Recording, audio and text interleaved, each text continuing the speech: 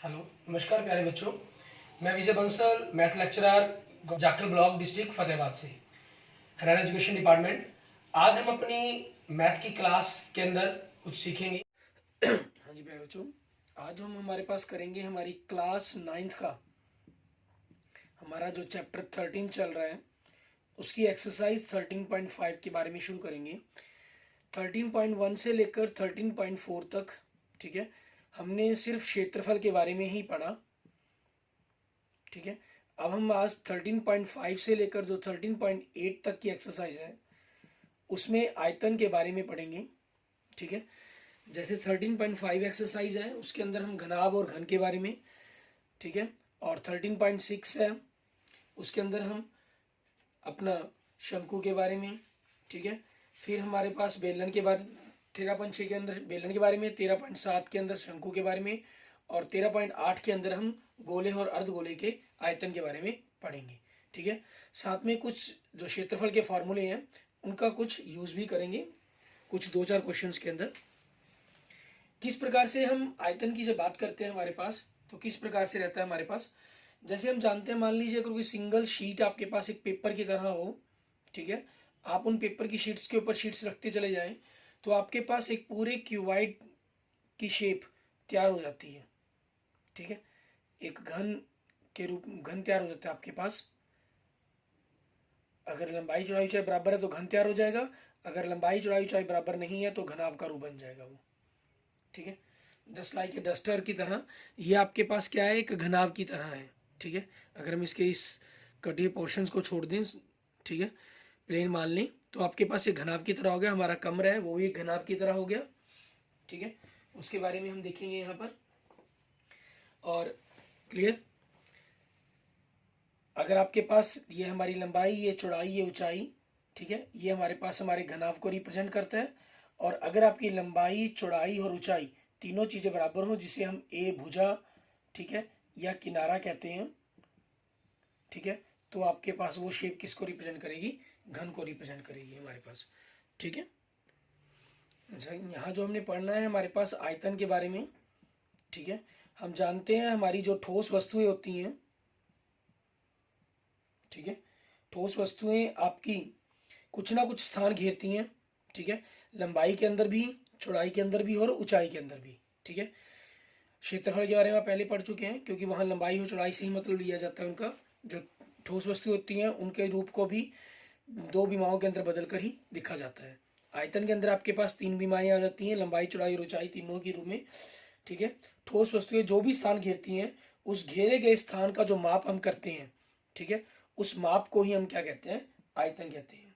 या यूं कहें कि स्थान को जो मापा जा सकता है उस माप, जो उस वस्तु है वो आपके पास घनाभ हो, घन हो, बेलन हो, शंकु हो, ठीक है, गोला हो, अर्धगोला हो, उनके माप को, ठीक है, कितना उन्होंने स्थान घेरा वो हमारे पास क्या कहलाएगा, हमारा आयतन कहलाएगा। आपके पास जो दूसरी वस्तु होती हैं जो घन, घनाभ, ठीक है, बेलन, शंकु, गोले के रूप के अतिरिक्त होते हैं, उनका भी आयतन बनता है, उनका भी क्षेत्रफल ज्ञात होता है, लेकिन हमारे सिलेबस में नहीं है। हमारे सिलेबस में कुछ फिक्स आकृतियों के बारे में ही हमने बात करनी है। जैसे हम सबसे पहले घनाभ के आयतन की बात करते हैं, घनाभ का आयतन। ठीक है, जैसे इसका बेसिक फॉर्मूला क्या है, आधार का क्षेत्रफल, हमने जब क्षेत्रफल की बात करनी थी तो क्या था, आधार का परिमाप, ठीक है, गुना में ऊंचाई। यहाँ आधार का क्षेत्रफल मैंने एक शीट ने कितनी जगह रोकी, ऐसे जब आपने और सारी शीट्स ली, ठीक है, मान लीजिए ऐसे कई शीट्स हैं। अब जैसे मान लो अगर ये इसने 20 जगह रोकी है तो इसने भी 20 रोकी, इसने भी 20 रोकी और इसने भी 20 जगह रोकी धरती के ऊपर। ठीक है, तो 20 चौके 4, 80 जगह रोक ली इन्होंने। अब यहाँ पर क्योंकि वो हमने शीट के ऊपर शीट रख दी गई, जैसे आकृति में भी दिखाई दे रहा है आपको, शीट के ऊपर शीट रख दी गई, तो एक शीट ने कितनी जगह रोकी और कितनी शीट्स हैं, ऊंचाई से हमें ये पता चलता है कितनी शीट्स हैं वो। ठीक है, हमारे लिए उसी मात्रक के तौर पर, सेंटीमीटर है तो सेंटीमीटर की बात, मीटर तो मीटर के अंदर, वहां से हम क्या पता करते हैं, हमारे पास घनाभ का हमारा आयतन। क्योंकि यहाँ घनाभ आपके पास एक ऐसी आकृति है जिसका जो आधार है वो एक आयत के रूप में है, और आयत के क्षेत्रफल का फार्मूला क्या होता है, लंबाई गुना चौड़ाई। तो ऊंचाई के लिए क्या हो जाएगा, h, लंबाई गुना चौड़ाई गुना ऊंचाई। ठीक है, ये बन जाएगा हमारे पास। और आगे हम बात करते हैं घन। ठीक है, घन का आयतन, क्योंकि घन में क्या होता है, लंबाई चौड़ाई और ऊंचाई तीनों बराबर होते हैं आपके पास भुजा के, तो a गुना a मतलब a की घात 3। और मात्रक क्या यूज किया जाता है आयतन के लिए, अगर सेंटीमीटर है तो सेंटीमीटर की घात 3, मीटर है तो मीटर की घात 3। ठीक है, ये लिखेंगे। अच्छा, आप इनको चाहें तो हिंदी में भी लिख सकते हैं, जैसे घन सेंटीमीटर, ठीक है, या घन मीटर। ठीक है, आयतन आपके पास एक तरह से आपकी कैपेसिटी भी होती है। ठीक है, आपकी कैपेसिटी की भी बात की गई होती है इसके अंदर, कि हम कितनी किसी उसके अंदर कितनी चीज़ों को कवर कर सकते हैं हमारे पास। ठीक है, तो आपने यहाँ कैपेसिटी की ही बात कर लेनी है कि उसके अंदर कितनी चीज़ समा सकते हैं। जैसे कमरा है, अगर हम इसके अंदर छोटे छोटे बॉक्स रखना चाहें तो कितने बॉक्स इसके अंदर आ सकते हैं। ठीक है, उन सभी के बारे में हमने बात करनी है, तो वो भी आप अपने आयतन के द्वारा ज्ञात कर सकते हैं। अब इसमें देखते हैं हमारे पास हमारा पहला क्वेश्चन। ठीक है, क्वेश्चन से पहले हम उदाहरण देख लेते हैं कि उदाहरण के अंदर हमें क्या दे रहा है ये। ठीक है, उसके बारे में देखते हैं। पहला हम उदाहरण देखिए, उदाहरण नंबर 11। इसमें हमें क्या कह रहे हैं, एक खुले मैदान में 10 मीटर लंबी एक दीवार का निर्माण किया जाना था। दीवार की जो ऊंचाई है वो 4 मीटर है।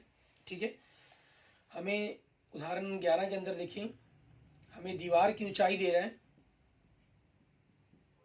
ठीक है, कितनी, 4 मीटर, और उसकी मोटाई जो रखनी है वो 24 सेंटीमीटर रखनी है। दीवार की जो मोटाई है वो कितनी रखनी है, 24 सेंटीमीटर। वो मीटर में दिया गया है, सेंटीमीटर में। यदि इस दीवार को 24 सेंटीमीटर और 12 सेंटीमीटर गुना 8 सेंटीमीटर वाली बीमाओं से ईंटों से बनाया जाए। मीन्स देखें किस प्रकार से ये कह रहा है, आपके पास ईंटें लगा दी जाएंगी इस तरीके से। ठीक है, मान लेते हैं हम,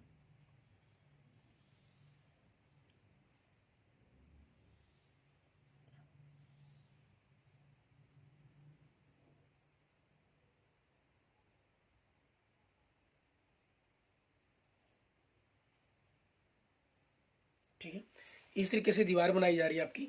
अब 24 सेंटीमीटर मोटाई की रखनी है हमने, और दीवार की जो ऊंचाई रखनी है वो 4 मीटर रखनी है। तो दीवार को पहले तो हम ऊंचाई को मीटर है तो उसको सेंटीमीटर में कन्वर्ट कर दें, 400 सेंटीमीटर हमारे पास होगी।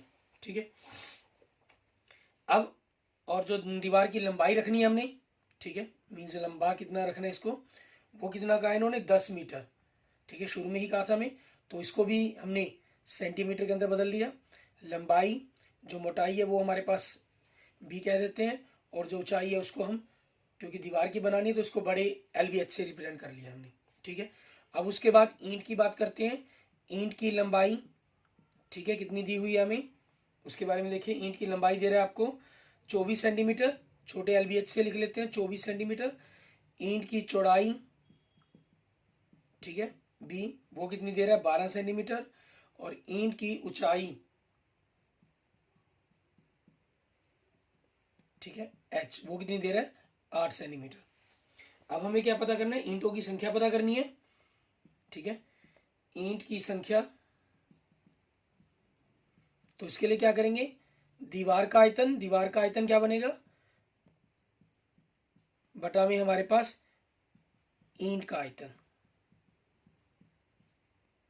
ठीक है, दीवार आपके पास लंबाई 1000 गुना में चौड़ाई 24 और ऊंचाई 400 सेंटीमीटर, बटा में ईंट के लिए 24 गुना में 12 गुना में 8, क्योंकि लंबाई गुना चौड़ाई गुना ऊंचाई हो जाएगा।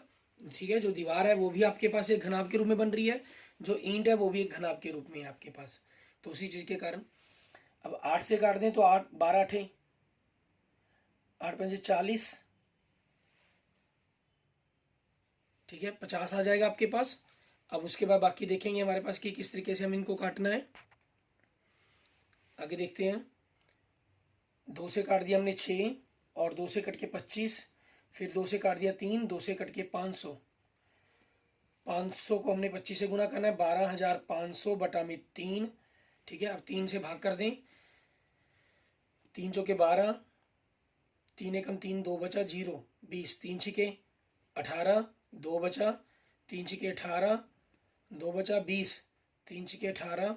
ठीक है, 41,66 मतलब 4166.6 ईंट लगेंगी। अब दशमलव के अंदर ईंट ना मानकर हमारे पास ईंट है जो पूरी संख्या में आएगी, ठीक है। तो दीवार बनाने के लिए हमारे पास, इसलिए दीवार बनाने में ईंट की आवश्यकता कितनी पड़ेगी हमें, कितनी ईंटें मंगवानी पड़ेंगी हमें, 4167 ईंट, ठीक है। इतनी ईंट आपको मंगवानी पड़ेंगी। क्लियर।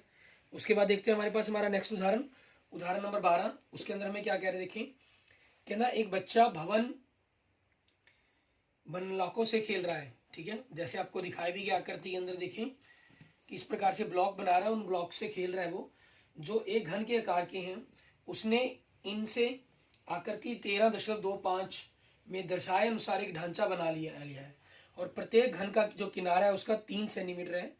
तो प्रत्येक घन का आयतन ज्ञात करें कितना होगा।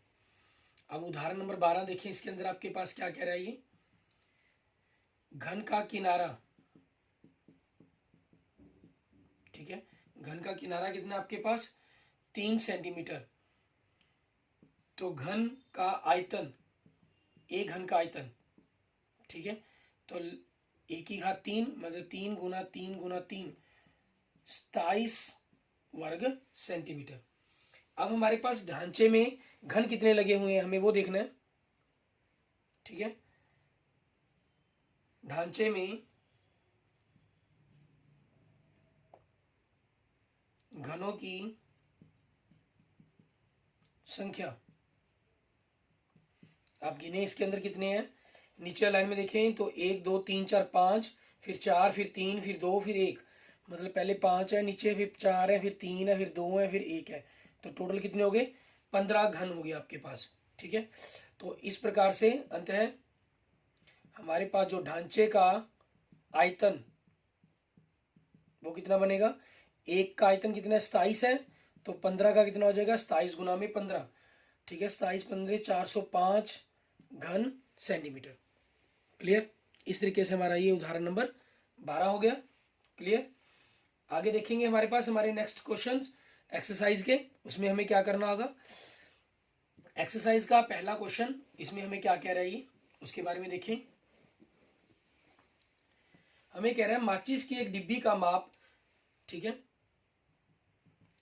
4 सेंटीमीटर, 2.5 सेंटीमीटर और 1.5 सेंटीमीटर है। ऐसी 12 डिब्बियों के एक पैकेट का आयतन क्या होगा। तो देखें, माचिस की डिब्बी की लंबाई L कितनी दी हुई है, 4 सेंटीमीटर। तो इन्होंने जो लिखा होता है, ये बीमारी लिखी होती हैं, जो पहली लंबाई, दूसरी चौड़ाई, तीसरी ऊंचाई होती है। माचिस की डिब्बी की चौड़ाई, ठीक है, बी वो कितनी होगी आपके पास, 2.5 सेंटीमीटर। माचिस की डिब्बी की ऊंचाई, ठीक है, वो कितनी होगी आपके पास, H 1.5 सेंटीमीटर। तो एक माचिस की डिब्बी का आयतन, एक माचिस की डिब्बी का आयतन, तो क्या हो जाएगा, लंबाई गुना चौड़ाई गुना ऊंचाई। लंबाई 4, चौड़ाई 25/10, ऊंचाई 15/10, दशमलव हटाकर हमने 10 लगा दिया, ठीक है। तो 5 दूनी 5 दूनी 25, 5 दूनी 10, 5 दिए 15, 5 दूनी 10, 2 दूनी 4, 4 से 4 कट गया, तो कितना आ गया हमारे पास, 15 घन सेंटीमीटर। अब इन्होंने क्वेश्चन में क्या कहा है, ऐसी 12 डिब्बियों के एक पैकेट का आयतन, ठीक है। तो एक पैकेट में माचिस की डिब्बी, एक पैकेट में माचिस की डिब्बी की संख्या गिनती में कितनी दी हुई है वो देखेंगे हम, कितनी गई है, 12, ठीक है। तो एक पैकेट का आयतन, क्योंकि एक माचिस का कितना है, 15 घन सेंटीमीटर है, तो 12 डिब्बियों का कितना हो जाएगा, गुना कर देंगे, 180 घन सेंटीमीटर। क्लियर। ये हमारे पास हमारे क्वेश्चन का आंसर बन जाएगा पहले का, ठीक है।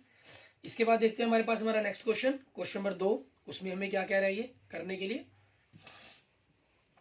क्वेश्चन नंबर 2 में देखें, आपको कह रहा है घनाकार पानी की टंकी 6 मीटर लंबी 5 मीटर चौड़ी और 4.5 मीटर गहरी है, इसमें कितने लीटर पानी आ सकता है। ठीक है, हमें घनाकार पानी की टंकी दी हुई है, तो देखें, सॉरी, घनावाकार पानी की टंकी की लंबाई, ठीक है, एल कितनी दे रहा है हमें, 6 मीटर। घनावाकार पानी की टंकी की चौड़ाई वो कितनी दे रहा है हमें, 5 मीटर। घनावाकार पानी की टंकी की ऊंचाई एच वो कितनी दे रहा है हमें, 4.5 मीटर।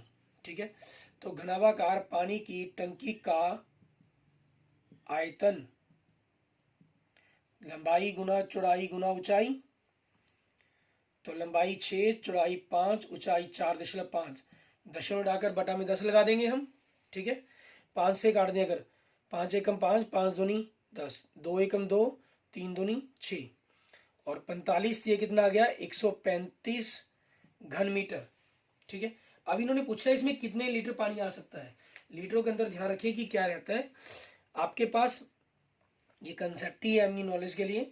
अगर 1000 घन सेंटीमीटर हो, ठीक है, वो 1 लीटर कहलाता है। मतलब इस प्रकार का बर्तन आपके पास 10 मीटर लंबाई का और 10 मीटर चौड़ाई और 10 मीटर ऊंचाई, तो उसके अंदर जो पानी आएगा वो 1 लीटर आएगा। सेंटीमीटर की बात कर रहा हूं मैं यहाँ पर। ठीक है, और क्योंकि ये मीटर के अंदर कन्वर्ट हो गया, तो जो 1 मीटर क्यूब है इसके अंदर आपके पास 1000 लीटर पानी आता है। ठीक है, 1000 कैसे हुआ, अगर हम इनकी बात करें तो आपके पास देखें 1 मीटर के अंदर क्या होता है, 100 होता है, तो 100 गुना में 100 गुना में 100, ये सेंटीमीटर क्यूब हो गया। तो आपके पास 1000, एक जीरो में इसके एक जीरो इसके कर दूं, 1000 सेंटीमीटर क्यूब हो गया। और 1000 सेंटीमीटर क्यूब क्या होता है आपके पास, 1 लीटर के बराबर होता है। ठीक है, तो इसका मतलब क्या हुआ,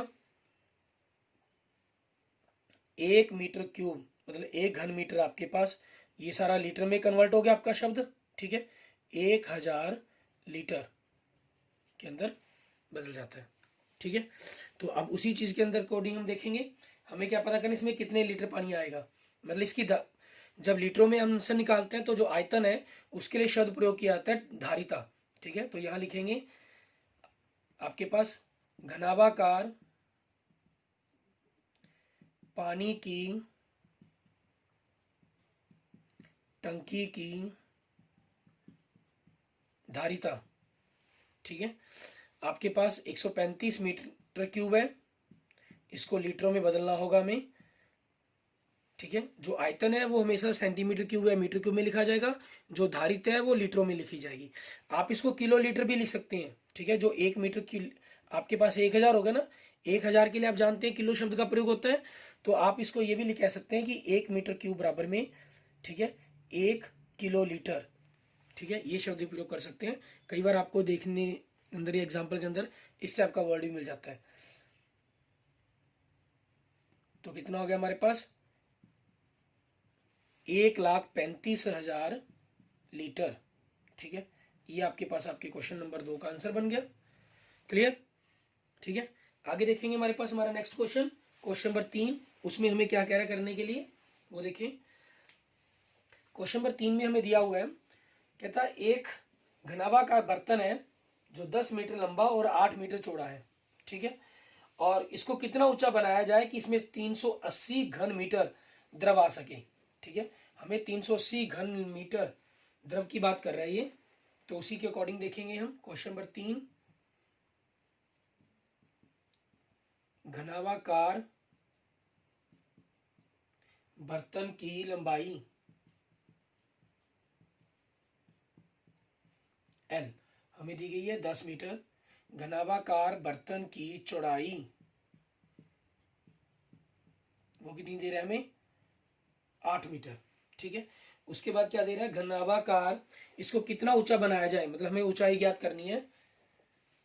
माना घनावाकार बर्तन की ऊंचाई h मीटर। ठीक है, आप मान लेते हैं इसको, और इसमें 380 घन मीटर द्रव आ सके। ठीक है, मतलब हमें घन मीटर द्रव कहा है, तो आयतन हो गया एक प्रकार से आपको निकाला गया। आपको आयतन दिया गया किसका, घनाभाकार बर्तन का, ठीक है, घनाभाकार बर्तन का आयतन ये आपको दिया हुआ, इन्होंने कितना दिया हुआ है, 380 घन मीटर, ठीक है, लीटरों में नहीं लिखा हुआ, बात द्रव की कर रहे हैं, लेकिन दिया हुआ आयतन, क्योंकि घन मीटर शब्द है, लीटर होता तो आपके पास क्या होता है, ये धारिता होती, फिर हम इसको आयतन में बदलते। और आयतन का फार्मूला क्या होता है, लंबाई गुना में चौड़ाई गुना में ऊंचाई, 380 घन मीटर, मतलब आप इसको मीटर क्यूब इस प्रकार से भी लिख सकते हैं। लंबाई हमें 10 दी गई है, चौड़ाई 8 दी गई है, और ऊंचाई हमें h पता करनी है, ठीक है। तो आपके पास h ऊंचाई h कितनी हो जाएगी, 380 बटा में 10 गुना में 8, उस तरफ लेके हम, 0 से 0 कट गया, 2 से कट के 4, 2 से कट के 19 बटा में 4 मीटर, ठीक है। अगर आप इसको दशमलव के अंदर बदलना चाहते हैं तो आप 19 को 4 से भाग करेंगे, तो उसके अकॉर्डिंग देखेंगे कि आपके पास क्या बनेगा दशमलव के अंदर आंसर इसका, ठीक है। और उसी हिसाब से इस आंसर को लिखना होगा अपने। चौकम चौकी 16, यहाँ अगर आप 19 को 4 से भाग करते हैं, चौकम चौकी 16, 3 बचा, 4 दशमलव, अब आपके पास 3 बचा है तो 0 लगाकर 3, ठीक है। वैसे ही पता है 3 आपके पास 4 का चौथा हिस्सा 1 होता है, तो 0.25 बनना था, 3 के कारण 7.5 आएगा। करके देखना चाहिए तो करके देख सकते हैं, 7 चौके 28, फिर 2 0 तारी, 4 पंजे 20, ठीक है, 4.75 मीटर, ये आपके पास आपके क्वेश्चन का आंसर बन जाएगा, ठीक है। उस घनाभाकार बर्तन की हमें ऊंचाई रखनी होगी, जिससे आप उसके अंदर 380 घन मीटर द्रव डाल पाएंगे, ठीक है। इसके बाद देखेंगे हमारे पास हमारा नेक्स्ट क्वेश्चन, क्वेश्चन नंबर 4, उसके अंदर हमें क्या कह रहा है करने के लिए, ये क्वेश्चन नंबर 4 देखें, हमें कह रहा है 8 मीटर लंबाई और 6 मीटर चौड़ाई और 3 मीटर गहराई एक घनाभाकार गड्ढा खुदवाने में, ठीक है। तो देखें घनाभाकार, ठीक है, गड्ढा खुदवाना है हमने, गड्ढा, ठीक है, गड्ढे की लंबाई जो आपको खुदवाने की बात कर रही है वो कितनी दी हुई है, 8 मीटर, L 8 मीटर, घनाभाकार गड्ढे की चौड़ाई B वो कितनी दे रहा है, 6 मीटर, घनाभाकार गड्ढे की ऊंचाई H वो कितनी दे रहा है हमें, 3 मीटर। तो घनाभाकार गड्ढे का आयतन लंबाई गुना चौड़ाई गुना ऊंचाई 8 गुना 6 गुना 3, ठीक है, 8 6 48, 48 को 3 से, 8 3 8 24, हासिल 2, 3 चौके 12, 12 और 2 14, 144 घन मीटर, ये आपका आयतन बन जाएगा। लेकिन आगे क्या कह रहा है क्वेश्चंस के अंदर, हमें देखें, हमें कह रहा है इस गड्ढा खुदवाने में 30 रुपये प्रति घन मीटर की दर से होने वाला व्यय ज्ञात कीजिए, ठीक है। हमें दर दे रहा है 30 रुपये प्रति घन मीटर, ठीक है। तो गड्ढा, ठीक है, खुदवाने में, ठीक है, गड्ढा खुदवाने में कुल लागत कितनी आएगी उसको पता करना है हमें।